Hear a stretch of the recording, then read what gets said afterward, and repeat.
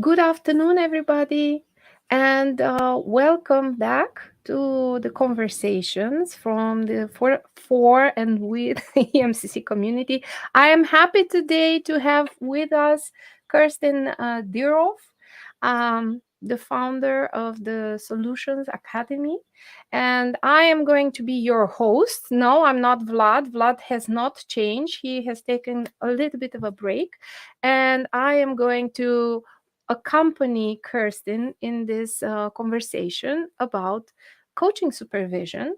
We are actually continuing with this topic. And yeah, I'm very, very happy to um, be part of this journey. And I am going to, in a minute, let Kirsten to introduce herself. I'm going to invite her, and she's going to tell us a little bit what we can expect. But before we go there, I wanted to mention that as you are used, we are live on Facebook and LinkedIn.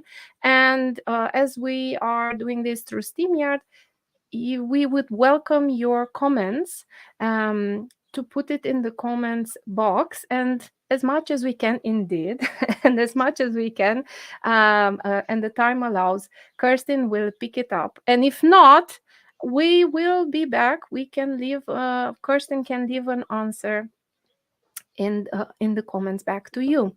So welcome everybody who is joining now. And hi, Kirsten. How are you today? Hi, Alina. I am great. This is the first time for me on StreamYard, so I'm a little bit excited. New technology, yay. Um, Seems to be working fine. So please, everybody, excuse glitches. I'll try my best to work this. Yes, I brought us back. That's the beauty of StreamYard. You know how we'll play a little bit with how the image looks like. And so then I said it's best if people see us more. First of all, I want to say, as I'm representing EMCC today, I wanted to mention that Solution Academy, it is the partner, a very valuable partner for EMCC Romania. And I wanted to start by saying thank you so much for this partnership and for continually supporting the services and for the collaborations that we have. And obviously, you're going to tell us a little bit more about it in what is going to come. So, Kirsten, where would you like to start? So maybe I could start by introducing myself, and then we'll just jump right into the topic. I hope we have like 1.5 hours today, and as we said, very glad to answer any questions that arise in the chat box, so LinkedIn or Facebook. So maybe if I can have the slides, then I'll try. Yes, and the slides are here. Here we Super. go. And today will be okay. I can see my cursor here. Okay, try to make it disappear. Um, Today we'll be talking about solution-focused coaching supervision. What is special about solution-focused coaching supervision? What are the differences of this approach as opposed to other approaches?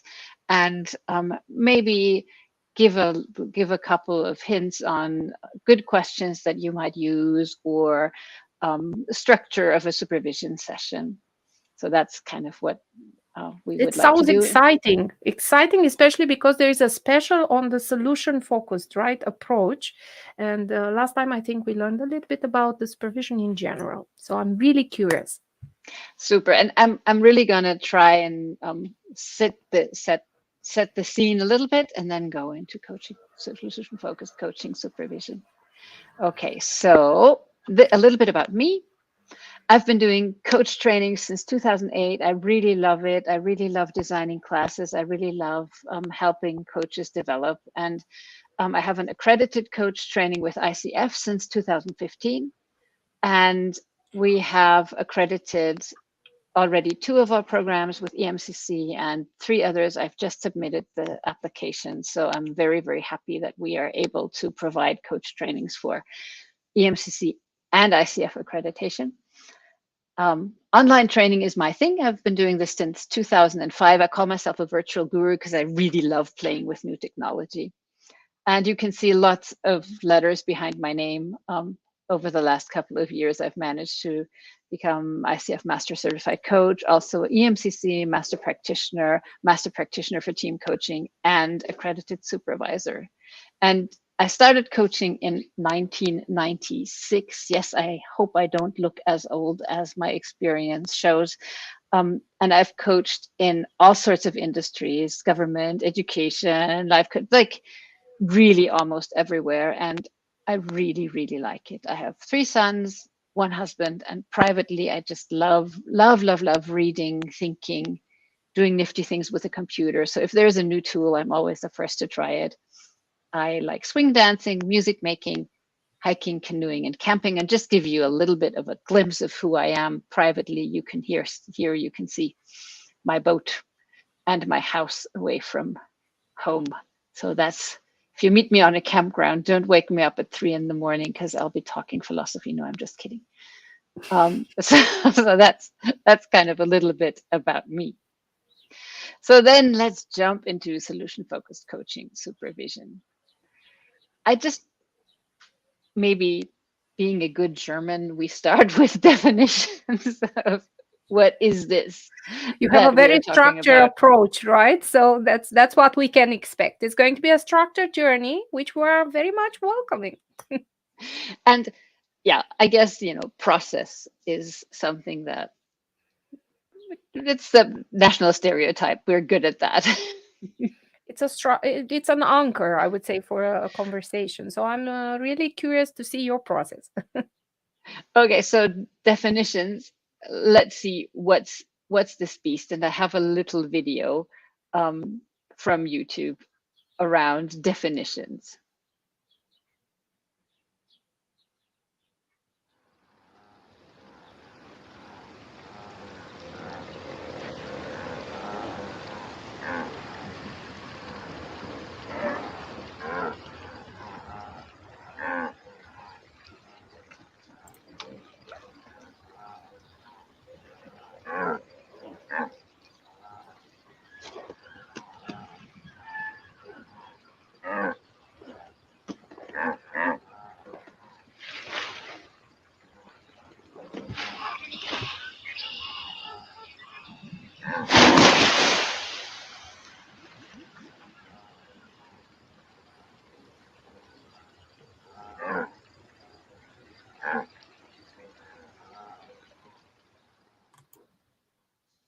So you can see it.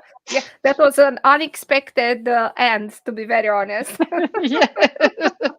So I'm just, if you're looking at the discussions that people are having, what is coaching supervision as opposed to coaching the coach, as opposed to having a case consultation, as opposed to having coach training, as opposed to having coach mentoring?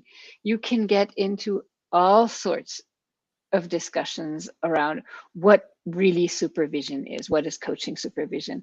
And I think it makes sense to try and define what you are trying to do with coaching supervision, but in the end, it's always about what your client wants. So either what the sponsor wants and the client wants, or what the client wants. And I think with every coaching supervision client, you may come with a different definition of what this actually ends up being. For example, if you have a beginning coach, the supervision might have many more training elements than if you're talking to a more experienced coach. And I think all of these academic discussions on what is the right definitions are interesting, but are they actually adding a lot of benefit to the practice of coaching supervision? I'm wondering. But as I'm also interested in academic things, I would like to show you a couple of definitions that I came up with, or that I found. So we have Hawkins and Shohead. I hope I'm pronouncing this right. a key process to help a living professional organization breathe and learn. I like that very much. Then we have a practical definition, a working alliance between two professionals, where coaches offer an account of their work, reflect on it, receive feedback, and receive guidance if appropriate. So that's also, I mean, that's basically what coaching supervisors do. Supervision is the process by which a coach, mentor, consultant, with the help of the supervisor who is not directly working with the client, can attend to understanding better both the client system and themselves as part of the client, coach, mentor system, and transform their work. So this is Hawkins and Smith. And I think what is interesting here is that they are not just talking about a working alliance between two professionals where one is helping the other, but also looking at the client system. So the system of the coaching client, of the supervision client. Sorry. I think that's kind of a more systemic view. In solution focus, we would say what is relevant is the relationship between the supervision client and the supervisor. And we wouldn't necessarily make any hypotheses about the client of the coach who's coming to supervision because we don't have direct access to that person. Carol, a forum where supervisees review and reflect on their work in order to do it better. Very pragmatic. Or a formal process of professional support, which ensures continuing development of the coach and effectiveness of his or her coaching practice through interactive reflection, interpretative evaluation, and sharing of expertise. I like that definition very much because it speaks to the values of solution-focused supervision, which is always collaborative, always looking for resources, always looking at what does my supervision client want, what is it that they would like to develop. So interactive reflection, interpretative evaluation, and the sharing of expertise. So the sharing, not the I as the supervisor know everything and you, my little supervision client, I'm going to tell you. So here are some definitions from literature. And we have also the definition of some of the coaching bodies. We have EMCC, AC, and ICF. And EMCC supervision describes the process by which the work and well-being of the coach mentor is overseen and advice guidance sought. I love this because it also integrates the well-being of the coach, because that's another function of supervision, helping the coach deal with whatever difficulties might arise. In the Association for Coaching's accredited coaching supervisor applicant guide, it says supervision is a formal and protected time for facilitating in-depth reflection for coaches to discuss their work. It's confidential, collaborative, and tasks, process, and challenges of the coaching work can be explored. And it's about supporting, developing, and ensuring ethical and best practice. So I think now we're gaining a fuller picture of what supervision can all entail. And the last one, I think, for me is very important as supervision, not a policing role, but a trusting and collegial relationship. So there is a quality element or a quality assurance element to solution-focused coaching supervision, but also to coaching supervision, but it's not a policing or hierarchical function, one person knowing better than the other, unless guidance is sought, of course, by the coaching supervision client.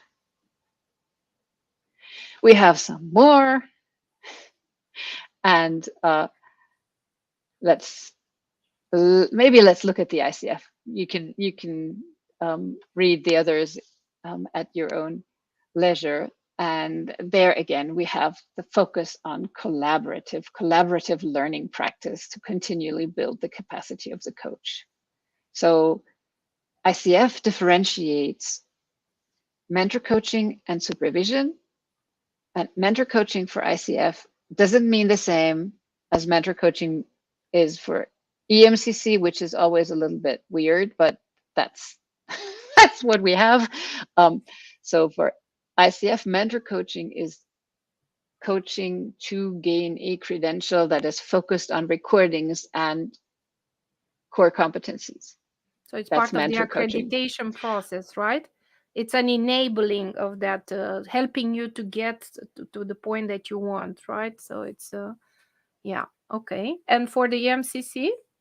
And for EMCC, mentoring can be similar to coaching because it's because you have mentoring and coaching under the same umbrella, and mentoring is a form where a older, more senior person in an organization uses coaching techniques to help the younger person be successful in that organization, but also gives some advice or creates some networking for their experience. So it's a very different thing. So mentoring EMCC is more like the mentoring in an organization. Mentor coaching for ICF is this formal process geared toward the credential. And supervision, and that's what we're talking about, coach supervision, is, I think, very similar for ICF and EMCC. So this collaborative learning process. And the good thing with solution focus is that even when solution focus was still solution focused, well, it still is, but it originated from solution focused brief therapy. As a psychotherapy approach, it was already super collaborative with the clients and held the therapy clients in high regard, and always thought that the clients are the experts for their lives and not the therapist or social worker or coach, or the helper is not the expert for anything in there. So this is kind of what we're talking about. This is what coaching supervision is. That doesn't mean that you don't have to talk to each and every coaching supervision client what it is that they understand when they hear that word and what it is that they are looking for in your coaching supervision. Well, thank you very much for presenting all of these definitions, because what I've observed is that actually there are elements where they overlap, but there's also elements where they are complementary. And I think the beauty probably of a solution-focused supervision is that it can approach this systemically, right? So it doesn't necessarily ICF or EMCC, but the beauty is that you can pick up elements and say, and well-being, and continuous development, and, right? And bringing everything in one place. Bring it in one place as an offer, and then have the client choose what they want. Yeah. So why do we talk about this at all? So I think coaching supervision is going to be a growing market. So EMCC requires members to take 1 hour of supervision every 35 hours of coaching, or every quarter. So I think learning about coaching supervision is a very useful thing. ICF will require 10 hours of coaching supervision for the advanced credential team coaching. So I think the market is growing, and there is a trend toward coaching supervision as a quality insurance. And if you take coaching supervision, it's just a wonderful experience. If you have a good supervisor, it's almost a little luxury for yourself, instead of taking a hot bath or going out for a dinner. Yeah, I find it, Invest. for me, it always brings like a beautiful reflection space. And it can be right one-on-one. And I know you are going to talk about this one-on-one or in group, but when I've experienced it, it is very valuable from the supervisor, but also from the other members in the group, to have their input. But ultimately, it's a mirror and a reflection space and a check-in with yourself that maybe sometimes we forget, because we're so geared in helping others. Yes, geared in helping others. And I think adult education, adult learning happens through trying things out, reflecting what worked, trying things out, reflecting what works. And if we're constantly busy, busy, busy doing stuff, and we never take the time to consciously learn about things, I guess We're we're bound to repeat mistakes, right? yes, yeah, and we're not conscious of them, and also we're not conscious of what we're doing well. And I think a good solution focused supervisor will not focus on what went wrong, but focus on what are your strengths and how can you do more of what's good already. A very, So, very excellent point. Thank you, Kirsten. which we forget, because I mean, most coaches and most people always want to focus on the negative. Yeah, the remedial, I call it, the missing part, the half empty, but the remedial. How can we get 100% getting the 85 or the 90 that is already That are working, right? already working. Exactly. Yes. There you go. Yeah. Okay. Functions of supervision, we've already talked about. We have normative, formative, restorative, managerial, educational, supportive, qualitative, developmental, resourcing. And then we have the ethics that's close to the normative, technical, personal, commercial. So in the Lucas and Larcombe, I don't know how to pronounce the name. There is the commercial aspect, and I'm not really sure if that is a function of supervision, but it can happen that a supervision client is also asking you about mentoring or supervision with regard to their business development. And then that's something that you personally, as a supervisor, have to decide, is that in your skill set or not? Can you actually give some advice on business development or not? And if that is what you're looking for in a supervisor as a client, maybe check, is this something that is on offer? Because I don't think a lot of supervisors offer that, at least in my experience. Don't know. No. Okay.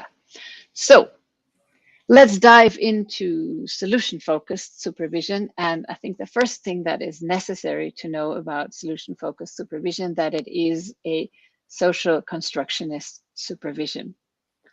And sorry, I'm kind of going from the big to the small. And No need to be the sorry. I'm really curious. Social constructionist. I was like, what is that? exactly.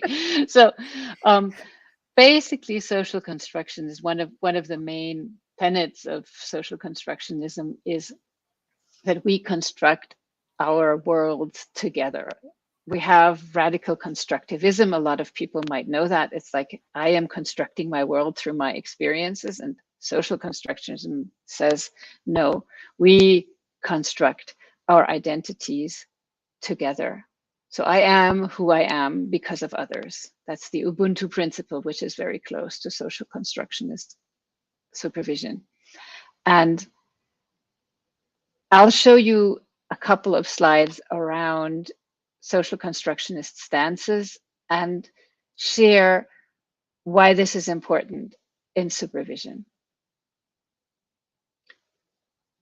So there is, I think in 2016, a couple of people from therapy approaches that are all kind of social constructionists got together in the island of Texas called Galveston and formed this Galveston Declaration on these social constructionist approaches. So that's solution focused, narrative, collaborative. There are many approaches around that. Maybe in coaching, you might say similar approaches might be appreciative inquiry or some forms of systemic coaching. And also another cousin could be some agile coaching, or another cousin might be some forms of theory U if they're not essentialist. And social solution focused coaching supervision holds or prefers sorry, my slide is wrong.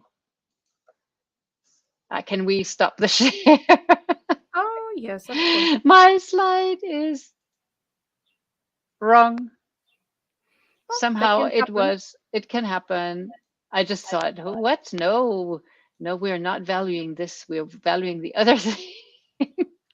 Oh yes, well, doesn't matter, I but think I tried to clean the slide up, and that's why it happened. Okay, I have the slide correct now. That was easily fixed. you've Okay. noticed something, I think, in a fly, right? So this is what we Yes. do. We do it live. This There is we how this is go. how it's happening. The beauty of life and awareness, right? Living in the moment. There we go. We have it Yes. back. Yes. Okay. So we value pluralism and differences of views rather than singularity of view. And what's really important in solution focused coaching and solution focused coaching supervision is the acknowledgement of multiple truths. So there isn't one right way to do coaching. And that's why it is very easy for solution focused coaching supervisors to supervise coaches from different approaches, because it's not about saying solution focus is the only right way to coach, NLP is the only right way to coach, ICF coaching is the only right way to coach, EMCC. It's not about that. It's about what is the truth of my coaching supervision client. What do they want? What do they need in their particular context? Rather than presuming that generally this is what they need. So you could see coaching supervision as, okay, now I need to get this person to mastery level in ICF, and this is where they are now, and this is what they have to develop, and I as coach kind of know what they need to do next. That's also a way of doing supervision, but it wouldn't be our solution focused way of doing supervision. So we would be exploring what is needed for this coach in this situation, in this context, in this culture, in this interactions with their specific clients. And we wouldn't presume that as a coach supervisor, we know anything about that better than the client. And we'll come in as who we are and offer everything we know, but we wouldn't privilege our view over the client's view. And I think as a general idea, that is, I don't think anybody would disagree. But if you look at coaching supervision under a quality assurance aspect, I think it really depends, where does this idea of quality come from? Does the idea of quality arise in this is what quality is and we know it, and I'm going to lead my coaching supervision client to this, what is quality? Or am I exploring with the coaching supervision client what quality looks like for them? And how would they in their context recognize that they're a good coach and that we're working toward that specific thing? I think it does make a difference. And at the moment, I don't think anybody knows what best coaching is anyway. I don't think anybody can say that.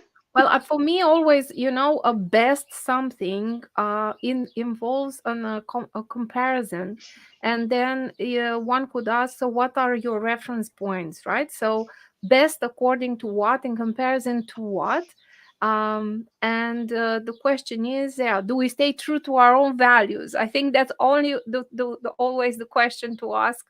Is it best by your standards? And is That, it in accordance to what you want to do and align? And of course, when we talk in the MCC space, yeah, what is best? It is in compliance or with what we set up to do. yes. And what is the coaching supervision's client's idea of excellence, and not my idea of excellence? Indeed, yeah. So I think Yeah. it's a co-creation process a little bit. Needs to be, yes. Yeah. Yes, and solution-focused coaching supervision really, really, really focuses on that, as many other approaches as well, but it is something that is very important.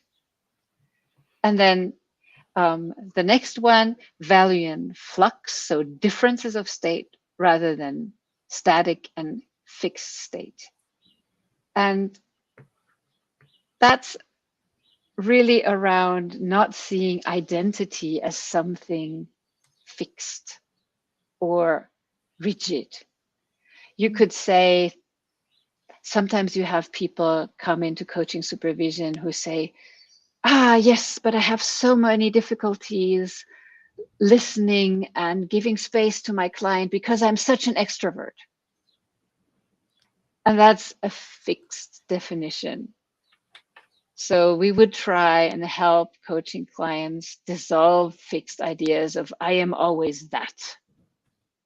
I am always a insides green or whatever. We'd really try and facilitate the emergence of new identities, of new descriptions, of thick stories around how people can be and want to show up. And the second point, the coaching supervision session changes the coaching supervision client and the supervisor. So it's not this stance of, putting your glasses and like the traditional, what we know in movies when there's psychoanalysis going on, so, right?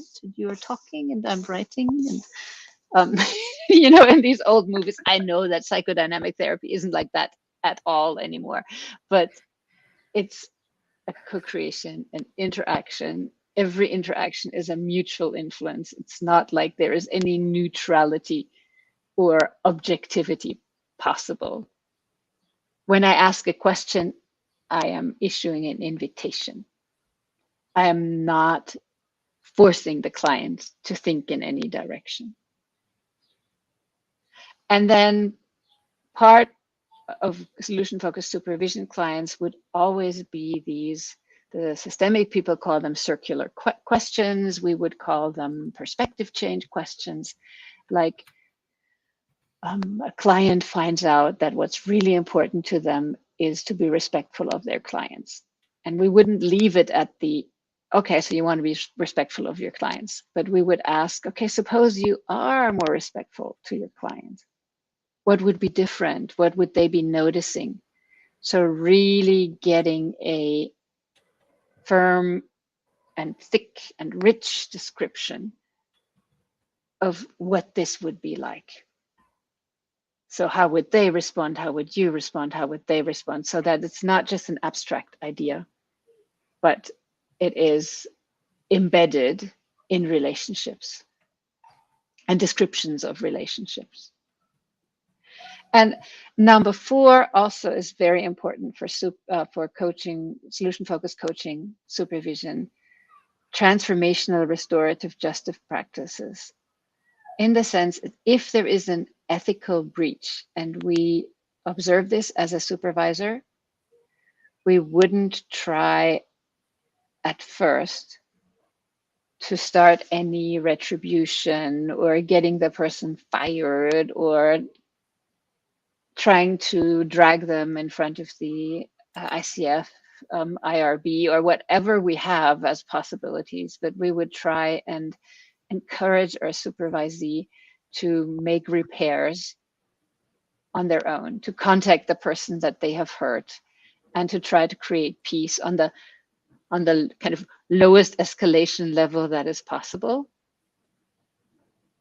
And I love the fact that I only know ICF's process there. I don't know what EMCC's process is, but I love the fact that that is also reflected there, that as an ICF ethical practitioner, you should first always raise issues with the person and discuss it rather than involving other people.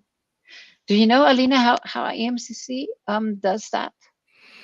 Well, I don't know. I mean, I think I know maybe for a coach, but now you're talking about a supervisor, and what would the supervisor do? Yeah, in supervision, in that role.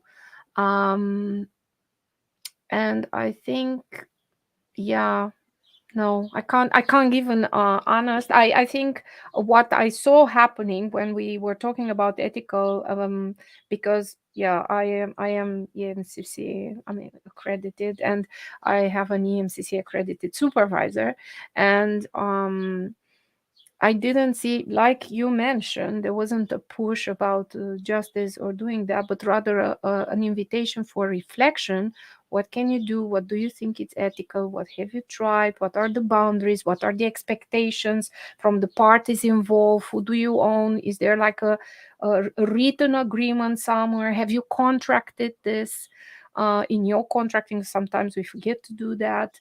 Yeah, what's your role? What's the dynamic? What's the system, right? Have you contracted with HR? Who are your party, your stakeholder in such a thing? So ultimately I think it's a reflection process, very much, holding a mirror and being outside, because sometimes when you have an ethical dilemma there might be emotional involvement as well, right? So it's very, very good to be a bit detached and asking these questions. Yes, yes. So, next one, of course, living with curiosity, opening space rather than closing space. It's always important to live with curiosity as a coaching supervisor and open space for enlivened possibilities. I think this slide just speaks for coaching supervision. I mean, it was designed for therapy, but as a solution focused supervision will always be more curious together with the coaching supervision client rather than, okay, now we have a solution. So now we know what to do now. Ha, ta-da. No, a good question is always more interesting than a fixed answer. So this reflective process that we engage in coaching supervision is very much self-directed by the coaching supervision client and the curious supervisor. And valuing generativity rather than deficit focus. That's very important for solution focused supervision. As we said in the beginning, coaches who want to be good coaches tend to also look at their deficits more than their resources. So being able to point out, notice resources, competencies, possibilities, and really making sure that we have this focus rather than diagnosing deficits or dysfunctions or limitations or wanting to correct anything. And the others also, of course, in part of our ethics is to anticipate our effects on others. Because the social constructionist approach, it's not like we're not only responsible for our supervision client, but we're also responsible for our supervision client and what the supervision client will end up doing as the result of the coaching supervision to other people. So it's one point in time where we're reflecting, but this has many, many, many, many ripple effects that we cannot know, obviously, but it's a care that we need to take when we are talking about coaching supervision or even just coaching.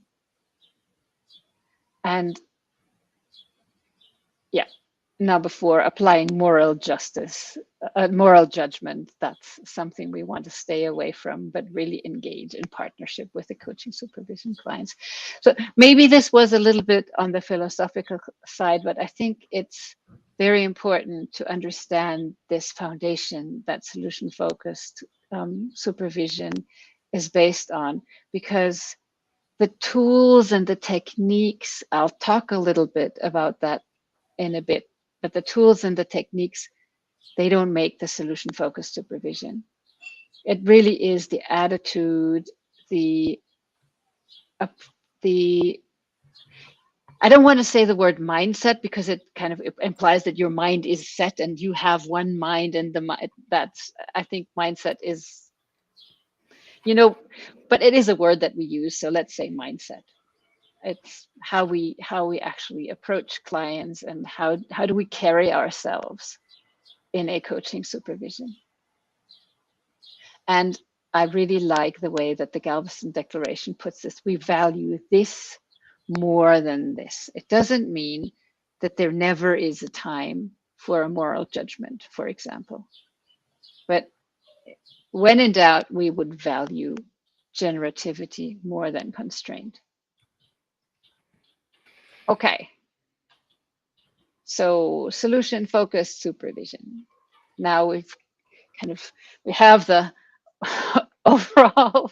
Let's get down to a little bit more practical things. There is a really great book by Frank Thomas called Solution-Focused Supervision. It's on therapy supervision, but I think it is very, very useful for coaches as well.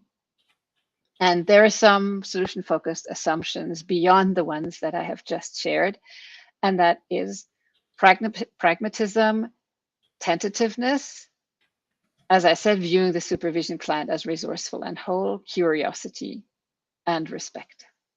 And I'll walk us through these a little bit.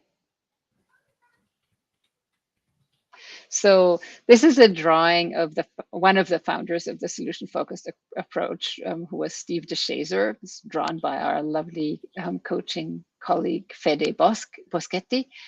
And there is a legend, I don't know if it ever happened, but there is a legend that Steve DeShazer walked into a room where there was a quote by, I don't know, Einstein or someone, written on the blackboard, says, simplify, simplify, simplify.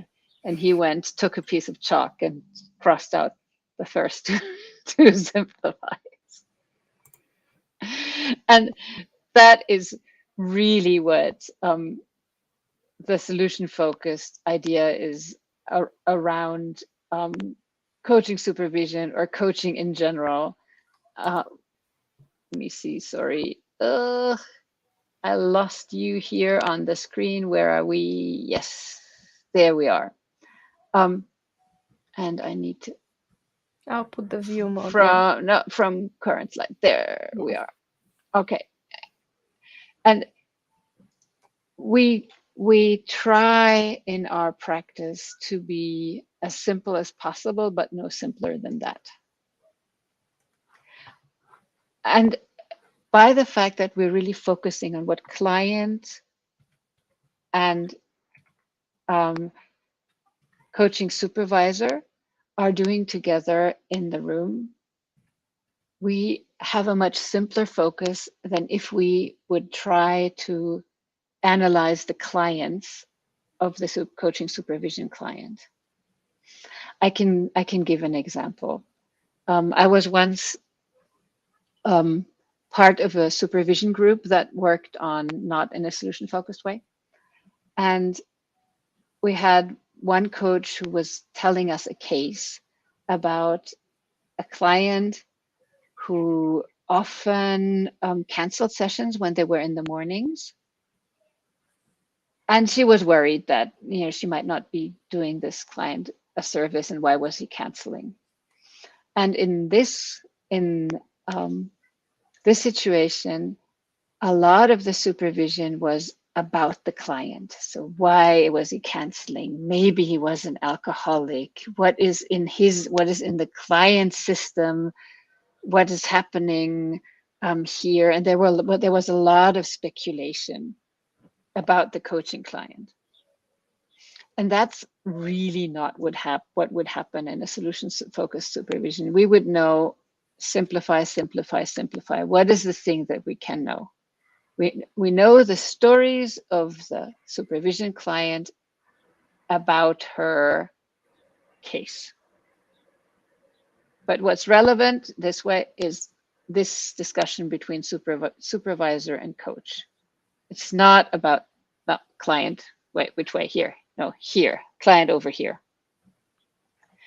And that's what makes solution-focused supervision quite radically simple. We're talking about what the supervision client wants. We're not talking about the supervision client. because we can't know anything about that. Right. Yeah. So simplify, simplify, simplify. Try to figure out what is it that the supervision client wants to learn, and move from there.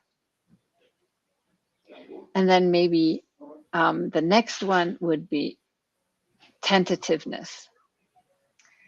And tentativeness is recognizing the potential value of exceptions and experiences and stories. So in a solution-focused supervision session, we would be very much on the lookout for any story that the client can tell that points toward what they want to learn. Let's say a coaching supervision client is very nervous when she is coaching senior executives. And she feels like, oh my God, yeah, they are just so much more senior than me. Can I really coach them? And we'd be actively encouraging the coaching supervision clients to tell us stories about when were they able to talk to more senior people and be natural and feel confident. We would really try and figure out, what does the coaching supervision client know about herself that tells her that she can actually do it? So, okay. And yeah, I think that's clear. And use those self-generated steps as a way to educate yourself, as a way to develop, rather than imposing any steps from the outside. And then acknowledging the risks of imposing one's will in supervision and taking steps to minimize such imposition. So also being aware that the coaching supervision situation can be one in which the coaching supervision client experiences a sense of hierarchy. It's similar for mentoring when we look at it in an EMCC way. So if a senior person in the organization mentors a junior person, there might be this idea of the supervisor knows better. I'll do what my mentor says. I'll do what my supervisor says. And the risk is, of course, that I will, as a coaching supervision client, I will simply do what my supervisor says or suggests and not take responsibility for it. And all coaching supervision, I think, focuses on generating awareness and creating responsibility. So it really is very important for us to be aware that whatever we say might be taken by the coaching supervision client as the truth. And as we know from our discussion of the Galveston Declaration, there isn't a truth. So it's always about co-creation and developing together. Then being aware of the limitation of explanation regarding human conditions, actions, and relationships. Not often, but sometimes at least, well, somewhere between sometimes and often in coaching supervision. I like how you put that. The coach will come and have explanations for clients' behavior. My client is like that because they are resistant.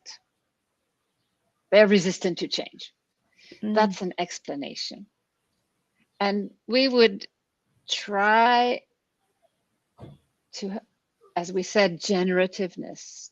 We would try to make this description, invite the coaching supervision client to make this a little bit more fluid. Because if I label the client as resistant, that closes options. If I work with, okay, so you are maybe the coaching supervision client comes with, I have a resistant client. And okay, so what behavior is your client showing that makes you think they're resistant? Well, he's doing this. Okay, and this kind of behavior is what is troublesome for you. Yes. And we've moved it from the client is resistant to the client is showing these behaviors to the coach has trouble with these behaviors. Now the coach might develop more different coping skills to deal with the behaviors of the client. So that way it becomes a fluid thing rather than a labeling thing. And a fourth one is transitional nature of goal development. Yeah, well, yeah, we all know that. If we have a really deep coaching conversation, it can go from the goal of what am I going to cook for dinner tomorrow to I want love and peace in my family. So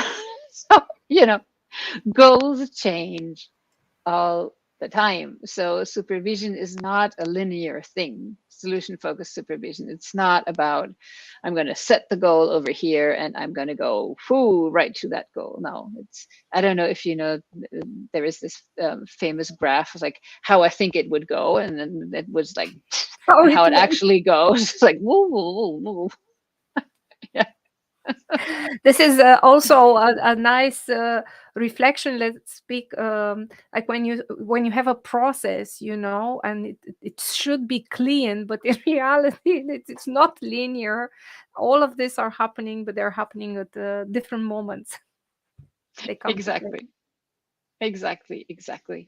and we can have goals shift, and then we go with it, and respecting all persons' experiences in the relationship, obviously. But if there is a mandated coaching supervision or somebody's been sent, we would privilege that person's recount of what happened rather than thinking that we have been told the truth by another person. So it's really the focus on the relationship between coach supervisor and coaching client. And I'm borrowing that from narrative therapy, but it's really in all of these approaches, be it for coaching or for coaching supervision, the client is in the center, but the supervisor or coach is decentered, but 100% fully there as a human being. And it's not hierarchical. Narrative therapy talks about decentered and influential, but influential on both sides. Yeah. So that's kind of the SF stance of tentativeness.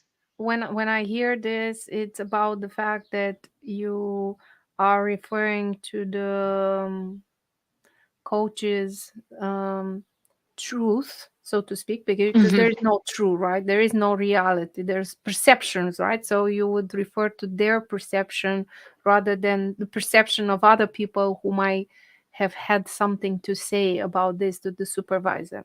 Is this correct?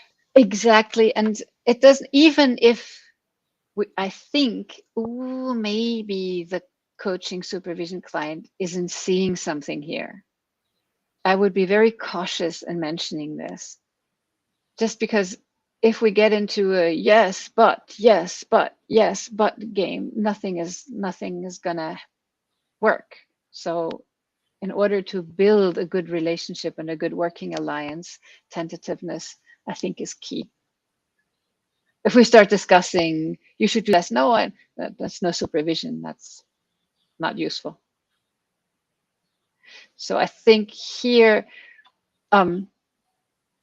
we already talked about it. Supervision clients as coaching clients are resourceful and whole. So we try not to label anybody with a negative label. We don't go, as I said in the Galveston Declaration, we don't go for blame, cause, why did you do that, or intent. We're staying at the surface of the description of what actually happens, and we really assume every supervision client who comes to us, even if they completely messed up, they are doing the best they can under the given circumstances.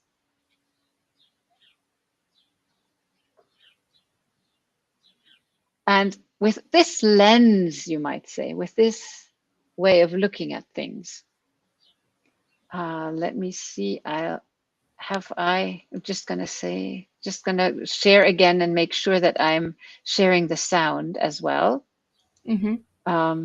Oh, we're going to see Here. another movie. Huh? Another video. Yes, I have another video. Yes, exciting. Let's see. Okay, so. Oh, yes, now it's going to come to us. Okay, okay. And with that lens, we are going to see different things than if we had another lens. So here is a little video.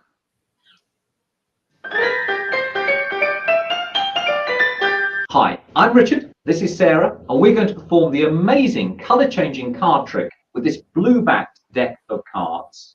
Now the idea is very simple. I'm just going to spread the cards in front of Sarah and ask her to push any card towards the camera. Right, okay, let's see. I'm going to go for this card here. Okay. Now Sarah could have selected any card at all from the deck, but she selected the card which is now face down on the table. And what I'm going to ask her to do is show us which card she selected. Right, so the card that I chose was in fact the 3 of diamonds. The 3 of diamonds, okay, an excellent choice. That card goes back into the deck. Now I'm just going to spread the cards face up on the table. Do a little click of the fingers, and you'll see that Sarah's card here has now got a blue back. Not particularly surprising. What's slightly more surprising is all of the other cards have got red backs. And that is the amazing colour-changing card trick.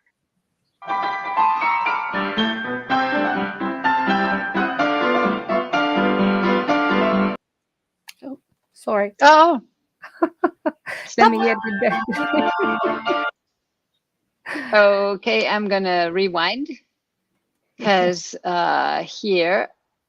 Okay, yes. Yeah, okay, I'm just going to rewind there.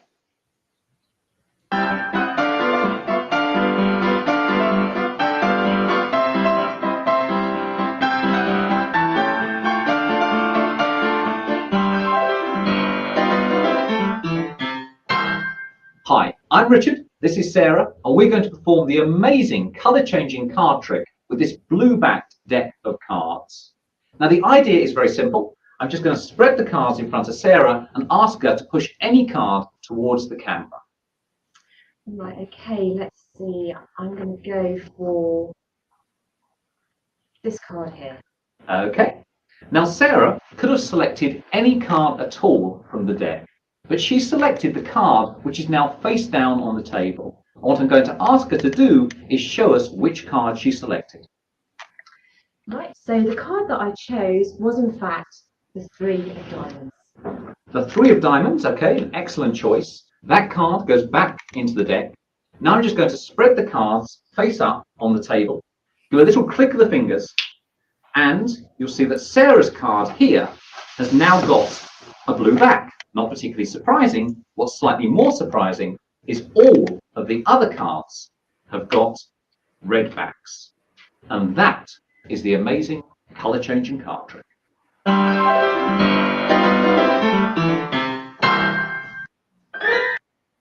So maybe we can talk a little bit. Did you see the changes? No, actually I didn't. Isn't that so curious? No, yeah, and when I saw that they shifted, I was like, how didn't I see it? So my mind started to process, and I guess I started to look to understand already. I was busy. I was like, what happened here? And I think it is it's where the attention goes, right? So that and the field of consciousness that actually yeah, as a psychologist, I started to look into my knowledge and say, what has happened here?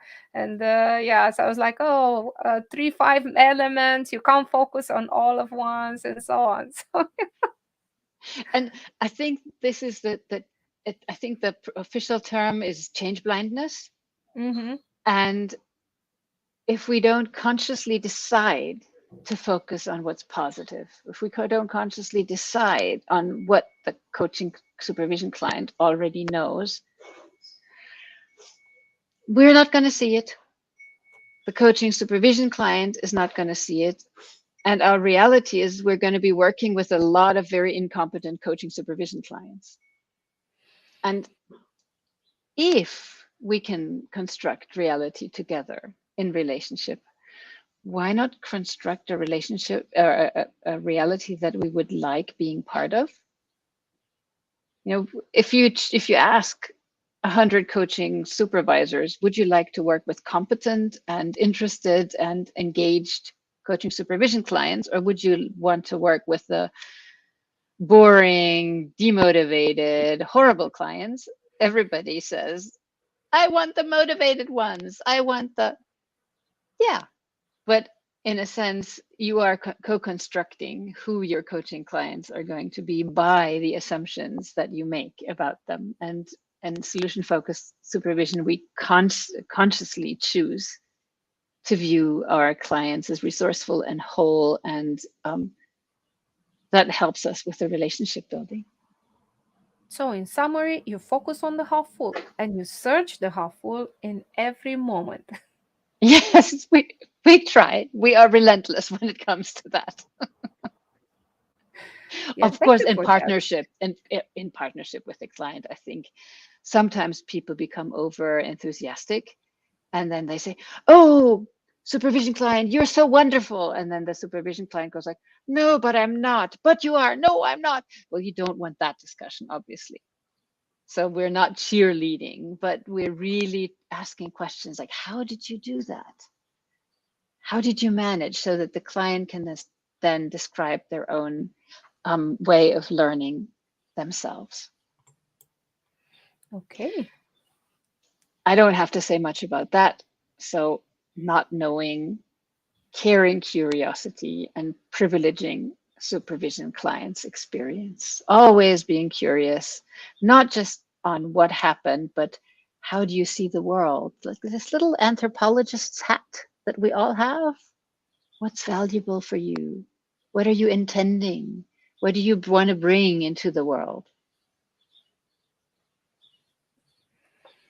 And I have another little video, sorry for that. So then when we are doing supervision, it is an emergent process. It is not that we can come with a plan of, okay, this is my client, I'm going to do A, B, C, D, and then this is how the supervision session is going to run. But it is a co-creation, just like a dance. So I just want to show a little dance, and this is the tango argentino. And in a tango argentino, you don't have a choreography. So it's not like you agree what the steps are going to be, but it's leading and following and leading and following. And thank you, Andre. That's nice of you to mention that you like our presentation. So I'm just going to show a little bit here.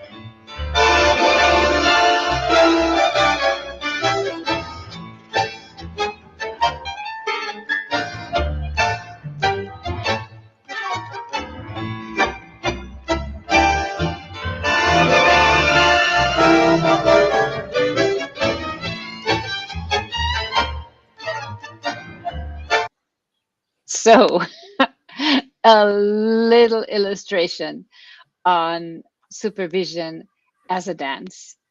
And I think for me, the idea here is you have a follower and a leader, and maybe the coaching supervisor is more of a leader than a coaching supervisor, but it is a co-creation. So as in dance, when somebody is standing on this foot and you are the leader and you want to kick here, it's not going to work.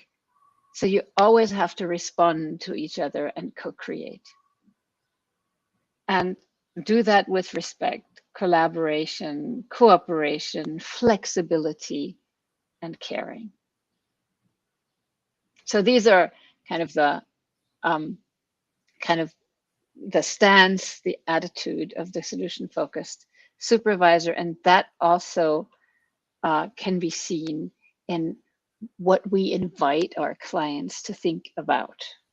So you could, of course, this is a matrix of 4 quadrants, and this was originally designed by Mark Mercurgo.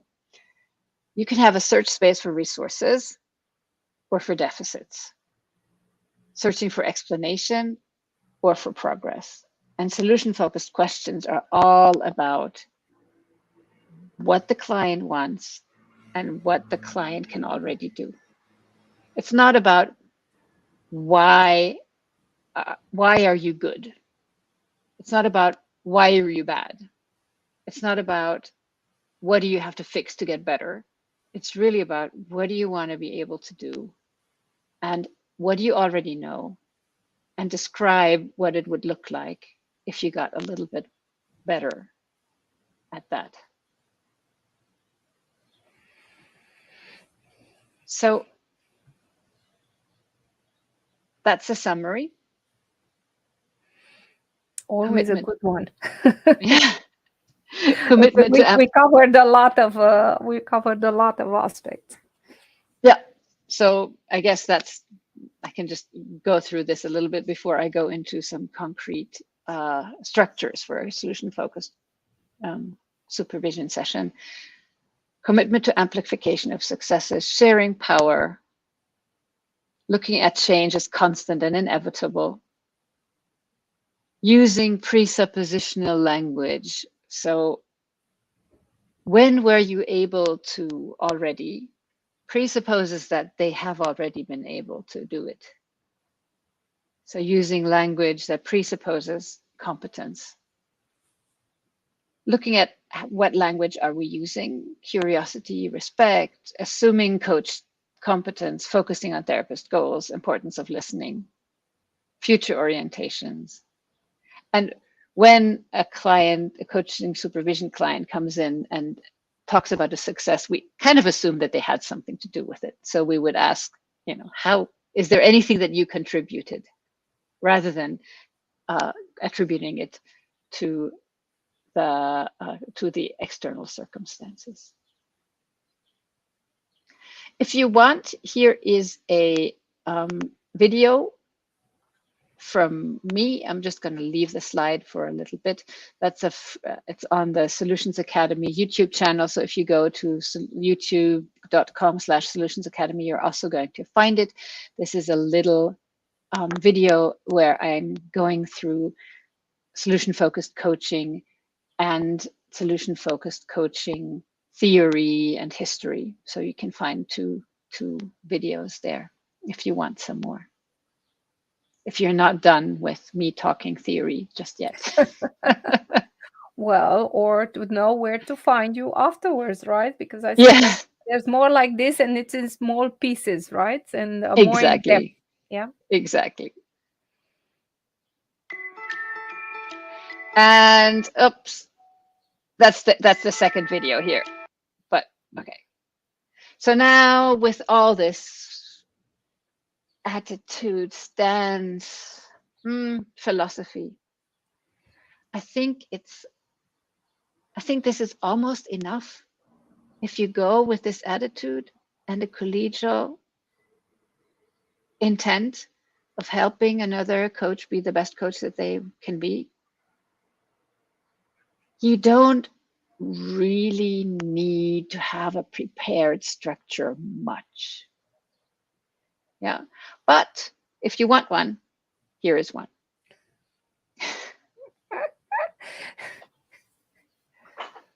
And I think it helps. I mean, when you are an experienced coach or experienced coach supervisor, I think you throw away these structures.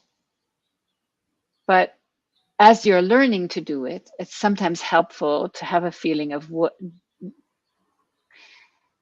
do I know what I'm doing here? Yeah, like a cheat sheet or a checklist or something like this, something to guide you. And in a guided interview or conversation. And after that, when you grow your muscles, you can put that aside, or you can add to it, right? And say, hey, I found something new, and then you can enrich it. Exactly. And I think the only two things that are set here is the ticket office and the gift shop. So this 4 quadrants was designed by the Brief in London. They're a group of solution-focused therapists, and it was described in Mark McCurgo's new book, The Second Generation of Solution-Focused Practice. And the idea is since we're not doing a lot of explaining in solution focus, we are doing a lot of describing instead. So where do you go and describe? In a museum or in a gallery where you see pictures. And that's the metaphor for a supervision conversation. This is already adapted by me to coaching supervision. So that's not the original that you can find in Brief or in Mark McCurgo's book, but this is an adaptation. So the first thing before you go into a museum is you have to enter the ticket office, obviously. So you have to get a ticket, otherwise they won't let you into the museum. So you ask the coaching supervision clients, of course, what's gone well since last time we spoke? Or if it's the first session, what's going well? What are you proud of? Are there some learnings since last time? And then you come up with a platform or a common project for today. What are we doing today that is going to be helpful for you? And then you move with your little feet into the preferred future gallery. And then you have all these pictures of what the client wants to learn, the supervision client wants to learn. And you go and describe that in detail. So suppose you were the coach you want to be. What would you see yourself doing? As I said, a rich and detailed description. How would the client notice that you have developed this? Maybe an example from my supervision practice. In the beginning, often coaches have difficulties thinking they have good advice that they want to give to clients.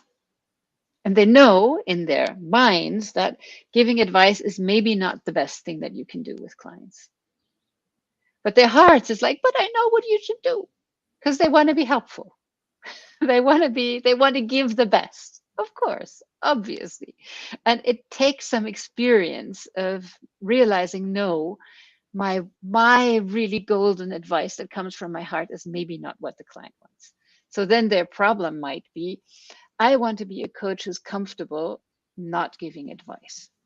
I want to be a coach who's comfortable, curious, letting clients develop their own ideas.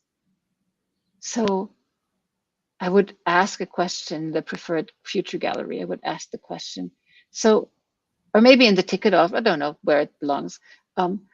If you embodied this, what difference would it make to you? What difference would it make to your client? And if you were more this coach who could elicit emerging ideas from the client rather than giving an advice, what would be good about that? What are you valuing? And maybe they would say, well, I really want to trust my client. I really want to be a coach that is supportive and trusting the client to be able to find their own solutions. So what do you value? How do you want to show up as a coach? And suppose you did that. What would the client notice? How would they respond? How would you respond, et cetera, et cetera. And when you're there, and you've described that, what is it going to look like when you have developed this skill? You can go next gallery and ask a scaling question on a scale of 0 to 10, where 10 is you already know how to do this and 0 is the opposite. Where are you now? And then they say maybe 5. And then you go, whoa, 5, that's cool. So what tells you you're already at a 5? When have you demonstrated this skill already? What have you done before? And really dig and let the client describe, the coaching supervision client describe interactions with clients that they have already, where they have already been able to do that. And then maybe going even back to the, I would say, landscape of identity and ask, so do you know, who would be least surprised that you can do this? And what do they know about you as a coach? And then maybe they say, my coach trainer, they would be least surprised. They know that I'm trusting my clients. Okay, so what do you know about you? What do they know? So they can develop an idea of, there is a story of me being this curious, not advice-giving, trusting coach. There is a story there. I just have to remind myself and continue telling that story and develop it further. And the preferred future and the successful past, that's not like A, B, C, but that's like, it goes like this. So discussions around that. And then moving at maybe the last 15 minutes of the coaching supervision session, asking, okay, so what's emerged for you in this session? What are you learning? And suppose you carry that learning further into your life, what would be signs of progress? What would you be noticing? What would your clients be noticing? Maybe how confident are you that you can do this? In the beginning, you wanted some strategies to remain curious and not give advice. Where are you now? What have you learned? And then maybe also as a coach, sharing what ripple effects this coaching session may have in my life. So I often find myself saying things like, oh, thank you for reminding me how important it is to trust the client and their own solution finding process. This will be very valuable in my practice as well, because it is always a collaboration, and each coaching supervision session has impact on me and impact on the coaching supervision client. And I think knowing that our conversations have ripple effects in other people's lives strengthens our resolve to do what we want to be known for, to do what is valuable to us. So that's kind of a very, very simple way of embodying all these ideas in a practical coaching supervision session.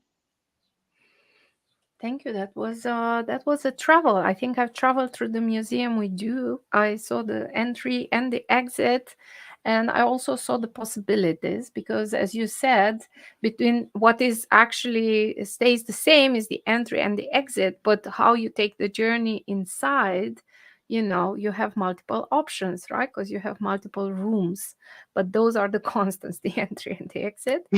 You need a ticket, otherwise they won't let you in. Exactly.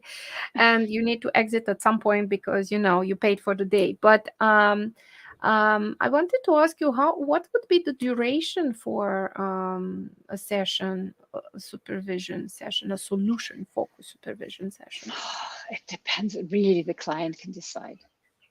For me, it's usually an hour, but you can do 90 minutes, you can do 2 hours. It just depends on how many topics the client is going to bring. It could be different for each client. For me, I tend to offer an hour because it fits in my schedule. But if somebody wants 1.5 hours, they can have it. We'll see how it goes. Right, and then for a group session, supervision session, I mean. Yeah, group supervision session, I would say 2 hours is nice, because then you can. So the group supervision works basically the same way. You collect what's going well from everybody, what have they learned in the meantime. Then you select a person. People say, okay, I have this, and then you say, okay, with these two we're going to do today. And then we'll ask these kinds of questions in a group. And in the gift shop, that's the lovely thing with group supervision. In the gift shop, everybody can share what the ripple effects are. What are they learning from the case that the other person is bringing? And that strengthens it even more. Or they can, if the request is, I need some ideas, they can even pool ideas.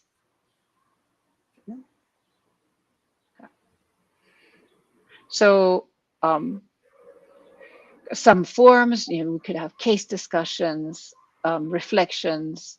Maybe if the topic is the well-being of the supervision client, we could also have something more of a coaching session. It looks then that looks very much like a coaching session. Another form that is a bit different in structure is if we're analyzing observed practice. So if a coaching supervision client brings a recorded session, then we would create a transcript and we would really go through the transcript and the language. And maybe if somebody wants feedback on how solution focused am I, we could look at the transcript and see, so you're asking this question, are you asking for what the client wants and what the client is already able to do, or are you asking for an explanation? What is your language inviting the client to do at this moment? Or we could also do look at the ICF or EMCC competencies and fine comb through a recorded session to observe what is going well and where the coaching supervision client might want to change their language. That's, I guess, it. So the last slide is my advertisement slide. So if you want, here is where we are. solutionsacademy.com. And here's where you can find us. So that's it.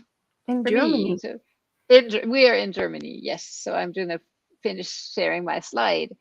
And I just wanted to leave some time for people to ask questions, but we don't have any questions.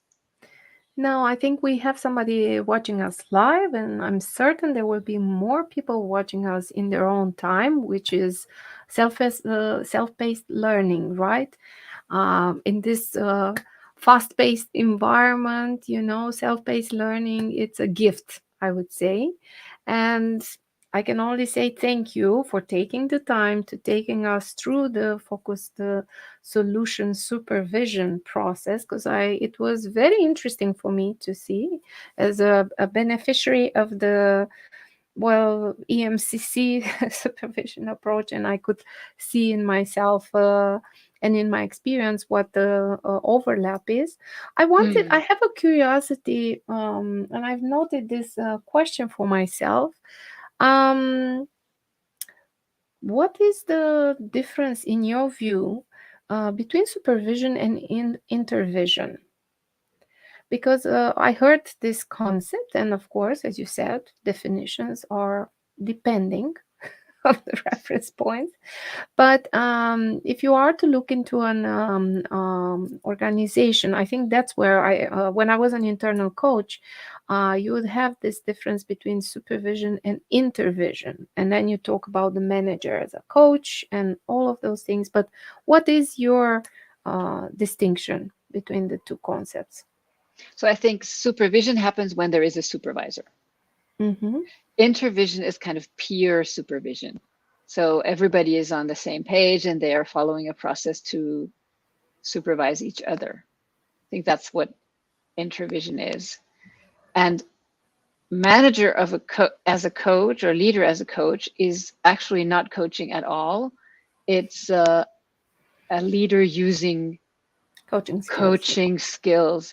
And I think, just today, I recorded a podcast with a colleague from Copenhagen, Reinhard Stelter, he wrote a book called Third Generation Coaching. So if anybody wants a super read, that's wonderful. Or the other book is The Art of Conversation in Coaching. That was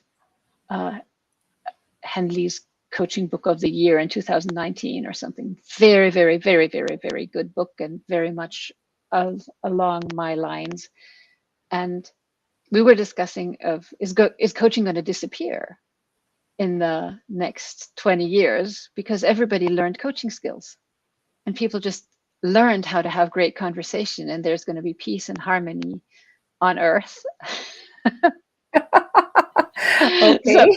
So maybe not, but it would be nice actually. But I think there's so many places where coaching skills and curiosity and good rich discussions and respectful curiosity and good rich discussions can positively influence our societies.